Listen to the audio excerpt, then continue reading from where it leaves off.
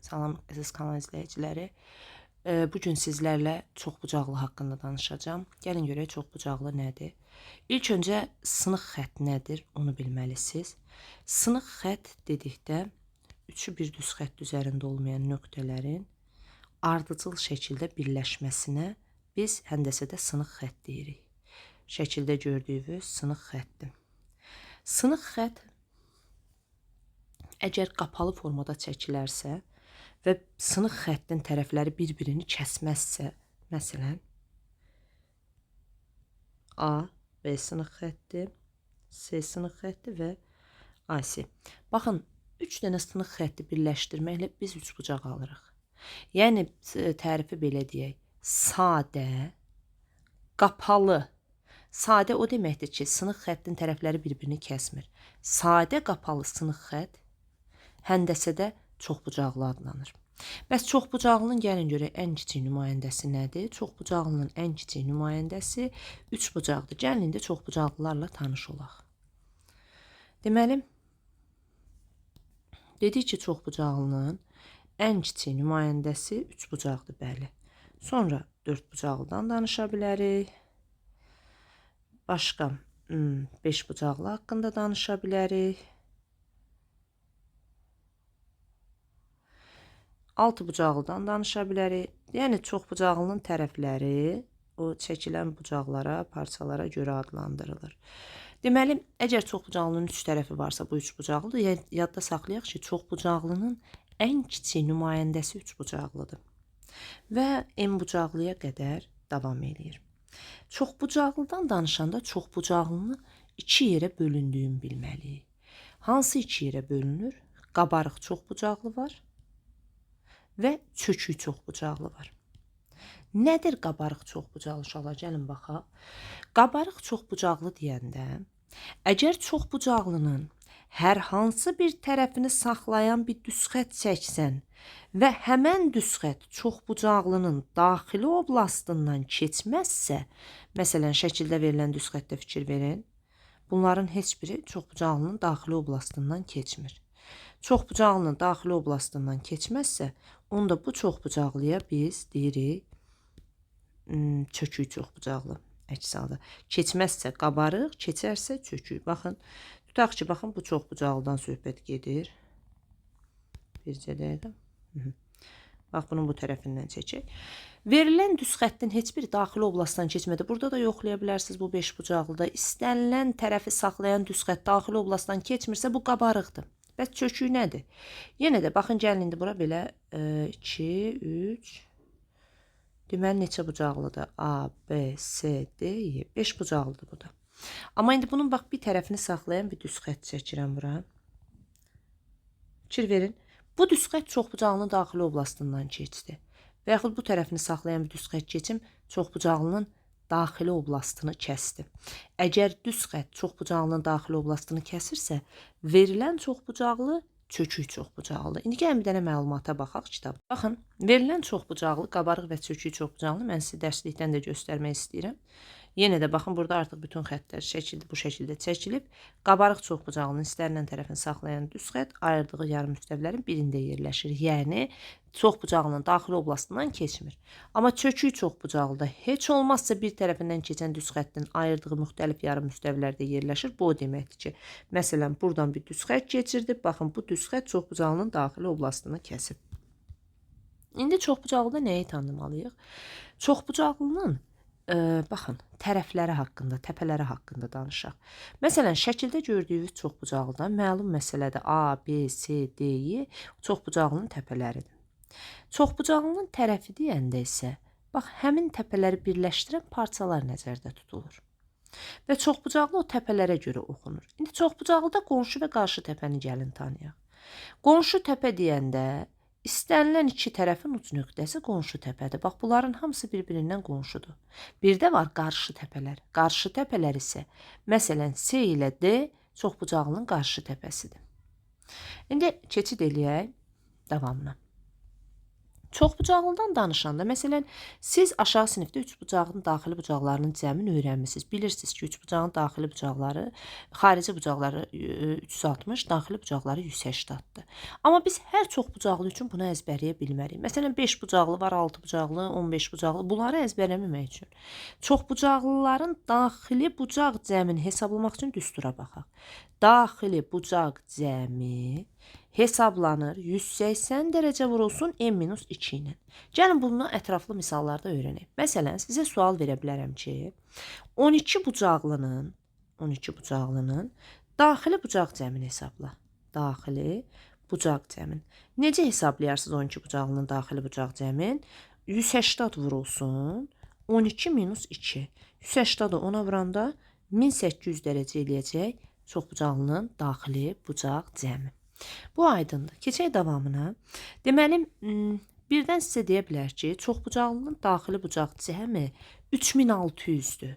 Onun neçə dənə tərəfi var? Bax, orada tərəfi vermişdi, burada tərəfi verməyib. Cəmi verib. Cəmin bərabərlədiniz 3600-ə. 3600-ü 180-da böldünüz 20. Bu dediklərimə aid test tapşırıqları var, dimdə də var, digər test toplarında da. Deməli, bu çoxbucaqlının 22 tərəfi var. Bunu da anladıq elə bilirəm. İndi davam edirəm. Çoxbucaqlının xarici bucağı. Yadda saxlayın, çoxbucaqlının xarici bucağı heç vaxt dəyişmir. Xarici bucaq cəmi hər zaman 360-dır. Bu 3 bucaqda da belədir, bu 4 bucaqlılarda da belədir. Bütün n bucaqlıların hamısı üçün. Gəlin daxili xarici bucağı bir də kitabda baxaq. Qabarıq çoxbucaqlının verilmiş təpədən çıxan iki tərəfinin əmələ gətirdiyi və çoxbucaqlının daxil olduğu bucağa həmin təpədəki daxili bucaq deyilir. Baxın, deyir verilmiş təpədən çıxan iki tərəfin əmələ gətirdiyi və çoxbucaqlının daxil olduğu, yəni içəridə yerləşdiyi, daxilində yerləşdiyi təpədəki bucaq daxili bucaq adlanır. Qabarıq çoxbucaqlının daxili bucağına qonşu olan bucaq qammadır, qammanın qonşusu, tetadır, tetanın qonşusu. Və sizə bir şey deyim ki, burada onda biz qaydanı belə yaza bilərik. Alfa ştrix, beta ştrix, qamma ştrix, teta ştrix və plus bu sigmadır, sigma ştrix bərabərdir. Nəyə? 360 dərəcəyə. Xarici bucaq cəmi heç bir zaman dəyişmir. Bunu unutmayın. İndi hətta baxın, xarici bucaqları işarə eləyib burada və bir şey də bilin ki, bir çox bucaqlının bir təpədə duran daxili bucağı ilə xarici bucağı da qonşu olduğu üçün bir-birinə hər zaman 180-dır. Məsələn, sizə test tapşırığı düşə bilər ki, bir təpədə duran daxili bucaq xarici bucaqdan 5 dəfə böyükdür. Məsələn, bura 5 x-dır, burada x-dır. Bunların cəmi o zaman nə qədərdir? 180. 180, 6x-i bərabərləyirəm 180-ə. 180-i də 6-ya böləndə eləyəcək 30. Yaxşı, bunu başa düşdük. Kitabdan da qaydalara baxdıq. İndi gəlin keçək düzgün çoxbucaqlı anlayışına. Deyir, bütün tərəfləri və bütün bucaqları konqruent olan çoxbucaqlı düzgün çoxbucaqlıdır. Şəkildə düzgün çoxbucaqlıya aid nümunələr çəkib. Düzgün çoxbucaqlı, məsələn, düzgün 5 bucaqlı. Burada isə düzgün olmayan, baxın, tərəflər bəzən bərabər görünür. Məsələn, romb tərəfləri bərabər olan bir çoxbucaqlıdır. Amma rombun bucaqları konqruent deyil. Rombun bucaqlarında konqruentliyi olmadığı üçün romb düzgün çoxbucaqlı deyil. Çünki tərifimiz necədir? Tərəfləri və bütün bucaqları konqruent olan çoxbucaqlı düzgün çoxbucaqlıdır. Yaxşı, indi gəlin onda keçid eləyək düzgün çoxbucaqlı haqqında danışaq. Məsələn, bura tutaq ki, bir altı bucaqlı çəkdim. Düzgün altı bucaqlı o deməkdir ki, bunun bütün tərəfləri və bütün bucaqları bir-birinə bərabərdir. Çoxbucaqlının əgər düzgün növüdürsə, qabarıq çoxbucaqlının, onun bir daxili bucağı necə taparsan? Bir daxili bucağı. Çoxbucaqlının bir daxili bucağını tapmaq üçün 180 dərəcə vurulmuş n-2 düsturu deyil. Cəmin tapın bölün 6 yerə. Məsələn, 6 dənəsi 6 yerə, 10 dənəsi 10 yerə. Baxın, neçə tərəfi var. Xarici bucağını tapmaq üçün, baxın, alfa 1 bunun xarici bucağıdır. Xarici bucağı isə alfa 1 bərabərdir. 360 dərəcə bölünsün yenə. Bu da çoxbucaqlının xarici bucağı. Və yaddan çıxarmırıq, alfa ilə alfa 1-in cəmi hər zaman 180-dir. İndi keçək nə anlayışına? Çoxbucaqlıda diaqonal anlayışına. Çoxbucaqlıda diaqonal dediyimiz nədir?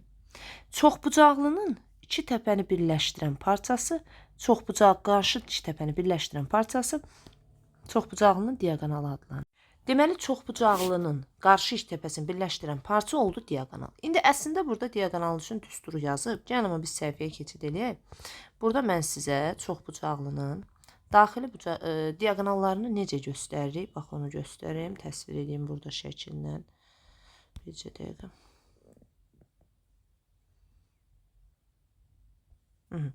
Bu olsun bizim çoxbucaqlımız. Bunlar da təpələri A, B, C, D, Y və F. Baxın, qarşı təpələr hansıdır? A ilə C qarşı təpədir, düzdürmü?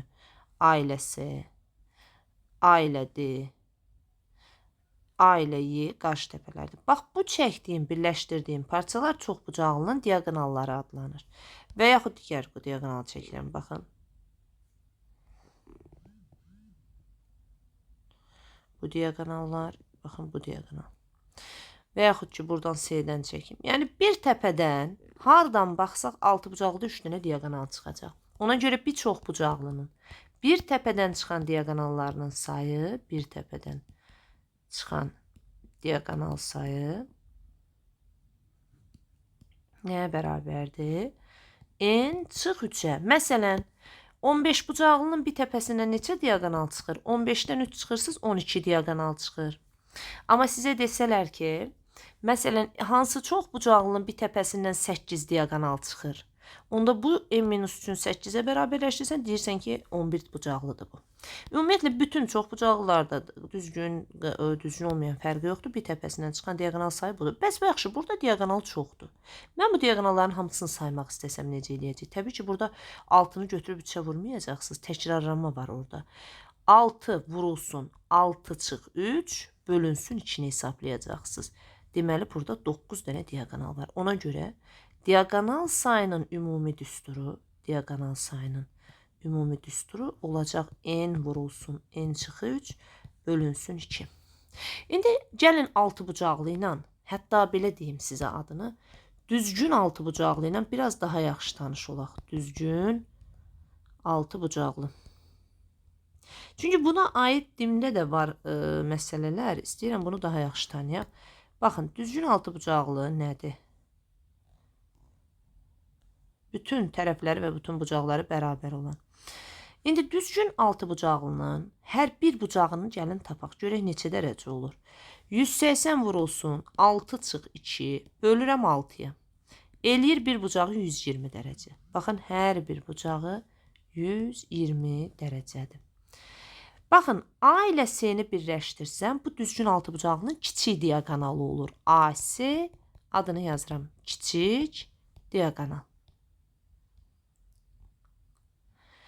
A ilə D-ni birləşdirsəm, bu böyük diaqonalı olur. Və yadda saxlayın, böyük diaqonal onun bucağını 60-60-a bölür. Hətta bura 120-də, axı bunun bütün tərəfləri bərabərdir bir-birinə. Burada bərabər yanlı 3 bucaq alındığı üçün bura 30-30 olur. Onda burada 30 olur. Və burada bir düz bucaqlı 3 bucaq alınır. Məsələn, indiki artıq təzə test toplularda belə bir məsələ var. Düzgün altı bucaqlının, məsələn, bu C təpəsindən böyük diaqonalına qədər məsafə. O məsafə nəyi göstərir bizə? Baxın, bunu. Hətta siz buradan bura qədər birləşdirsəniz, bu da bir kiçik diaqonaldır. Bura A-dır, burada A-dır. Yenə də bura 120 dərəcədir, bura 60 dərəcədir. Bucaqları da yaxşı tanımaq lazımdır bu tipli məsələləri işləyərkən. Yadda saxlayın, əgər düzgün altı bucaqlının tərəfi A-dırsa, onun kiçik diaqonalı A kök altında 3-ə bərabər olacaq. Deməli, düzgün altı bucaqlının kiçik diaqonalı nəyə bərabərdir? A kökdə 3-ə. Yaxşı, indi keçirik düzgün altı bucaqlının böyük diaqonalına. Əslində, uşaqlar, fiquru yaxşı tanısaq, burada bir bərabər yanlı trapesiya alırsınız. Və bu elə bir bərabər yanlı trapesiyanın oturacaqdır. Və bu da nəyə bərabərdir? 2A-ya. Ona görə deyirik ki, böyük diaqonal nəyə bərabər olur? 2A-ya. Bu da belə. Aydın da elə bilirəm bu da. Başqa nə qaldı? Əgər bir düzgün çoxbucaqlının daxilinə çevrə çəkmisinizsə, Gəlin baxaq.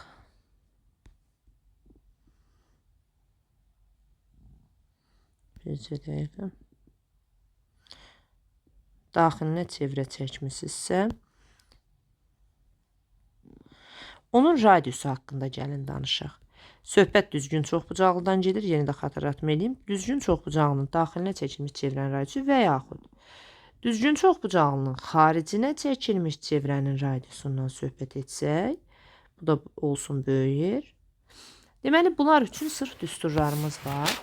R bərabərdir A bölünsün 2 tangens 180 bölünsün n düsturudur. Bu nə işə yarayır? Məsələn, sizə tutaq ki, deyirəm ki, düzgün dördbucaqlının daxilinə çəkilmiş çevrənin radiusunu tapın. İndi biz tutalım ki, bu düsturu əzbərdən bilmirik. Mən ən bəsit bir nümunə üzərində bunu sizə göstərirəm. Məsələn, R bərabər yazacaqsınız. A bölünsün 2 tangens 180 bölünsün 4. Tangens 180 4-ə böləndə eləyir 45. 45 dərəcənin tangensi 1 alır. Deməli, buradan belə çıxır ki, həqiqətən A bölü 2-dir. Xaricə çəkilmiş çevrənin radius düsturu A bölünsün 2 sinus 180 dərəcə bölünsün n ilə hesablanır. Bu da düzgün altıbucağlının xaricinə çəkilmiş çevrəsinin radiusu. Bu da belə. Bir dəqiqə keçid eləyək. Baxın, burada çoxbucaqlının bütün diaqonallarının sayı var. Qabarıq çoxbucaqlının diaqonallar sayını düsturunu göstərirəm. Bu bir daxili bucağını tapmaq üçündür. Hətta qabarıq daxili çoxbucaqlının xarici bucaqlarının cəminin açıq bucaqların cəmindən daxili bucaqların cəmini çıxanda bu artıq bizə o 360-ı verir. Bu da onun isbatıdır bir növ. Bu belə. Daha sonra burada nə qaldı çoxbucaqlıda? Çoxbucaqlının daxilinə xaricinə çəkilmiş çevrələrdir. Burada əslində 3 bucaqlar üçün də var. Sadəcə biz testin içərisində ondan istifadə etməyəcəyik. O növbəti dərsdə var. Bir də burada nəyə toxunmaq istəyirəm bu dərsin içərisində? Çevrə, bu da çoxbucaqlıdır. Dördbucaqlı bir çoxbucaqlı növü olduğu üçün bundan danışaq. Bir çoxbucaqlının daxilinə nə zaman çevrə çəkmək olar, xaricinə nə zaman çevrə çəkmək olar? Baxın, bunu teoremləri göstərmək üçün kitabı açdım sizə PDF-də. Çevrə xaricinə çəkilmiş dördbucaqlının qarşı tərəflərinin cəmi bərabərdir. Bu nə anlama gəlir? Əgər siz düşünürsünüz ki, məsələn, dördbucaqlı növlərini ağlınızdan keçirdin, onların hansının daxilinə çevrə çəkmək olar? Onların qarşı tərəflərinə baxın. Əgər bir dördbucaqlının qarşı tərəf cəmi bir-birinə bərabərdirsə, onda bu çoxbucaqlının daxilinə çevrə çəkmək olar. Məsələn, kvadrata niyə çəkmək olur? Qarşı tərəflərinin cəmi bərabərdir. Bu birinci teorem. Dördbucaqlının qarşı tərəflərinin cəmi bərabərdirsə, onun daxilinə çevrə çəkmək olar və yaxud teoremin özü çevrə xaricinə çəkilmiş dördbucaqlının qarşı tərəfləri bərabərdir, yəni tərsi. Çevrənin nə zaman daxilinə dördbucaqlı çəkmək olar? Yəni çevrənin xaricinə, dördbucaqlının xaricinə çevrə çəkmək olar. Onda onun bucaqlarına baxırsınız. Əgər bir dördbucaqlının daxili bucaqlarında qarşı bucaqların cəmi bir-birinə bərabər olarsa, yazılıb. Çevrə daxilinə çəkilmiş dördbucaqlının qarşı bucaqların cəmi 180-dir. Və o da bərabərdir 180 olarsa, avtomatik bu da olacaq daxilə çəkilmiş dördbucaqlı. Yəni çevrə çəkmək olar xaricinə. Məsələn, sizə soruşanda ki, paraleloqramın bucaqların bir təsəvvürüzə gətirin. Paraleloqramın da xaricinə çevrə çəkmək olar. Bir düşünün, görün, paraleloqramın qarşı bucaq cəmi bərabərdir. Xeyr. Deməli, deyəcəksiniz ki, yox, paraleloqramın xaricinə çevrə çəkmək mümkün deyil. Amma baxın, düzbucaqlının xaricinə çevrə çəkilir. Nədən çəkə bilirik? Çünki düzbucaqlının qarşı tərəflərinin bucaqlarının cəmi 180-dir, bir-birinə bərabərdir. Bu da son dərəcə məlumatdır. Sağ olun.